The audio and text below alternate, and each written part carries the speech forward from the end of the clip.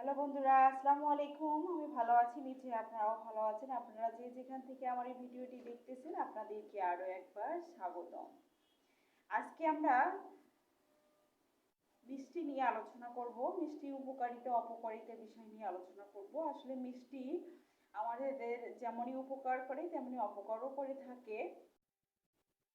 আমাদের দৈনন্দিন খাবার তালিকায় মিষ্টি রাখা উচিত। মিষ্টি আমাদের স্ট্রোকের সম্ভাবনা কমিয়ে দেয়। মিষ্টি স্মৃতিশক্তি নিয়ন্ত্রণ করে। মিষ্টি খেলে হজম শক্তি বৃদ্ধি পায়। মিষ্টি খেলে গ্যাসের সম্ভাবনা কমে যায়। আমাদের টক ঝাল খাওয়ার পর অনেক গ্যাস হয়ে থাকে, মিষ্টি কিন্তু এই গ্যাসটাকে নিয়ন্ত্রণ করে থাকে। মিষ্টি খেলে ওজন কমে। মিষ্টি খেলে মুখে একটা স্বাদ নিয়ে আসে। মিষ্টি একটা আনন্দদায়ক খাবার। আমরা কখনো আনন্দ কিছু অনুভব করলে মিষ্টি খেয়ে থাকি। আর মিষ্টির উপকারিতার পাশাপাশি অপকারিতাও রয়েছে।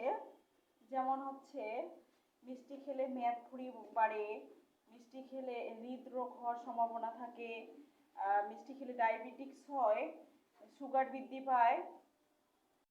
তাই উচ্চ রক্তচাপ রোগী এবং ডায়াবেটিক্সদের মিষ্টি থেকে এড়িয়ে থাকাই ভালো।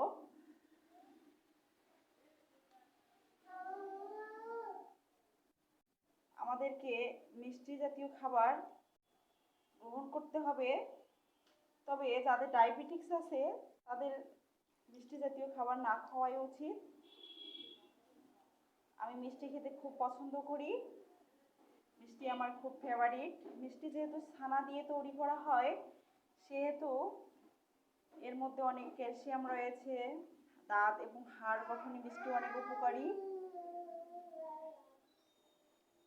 তবে আমি মিষ্টি খেতে খুবই পছন্দ করি, সেই জন্য আপনাদের সাথে শেয়ার করলাম।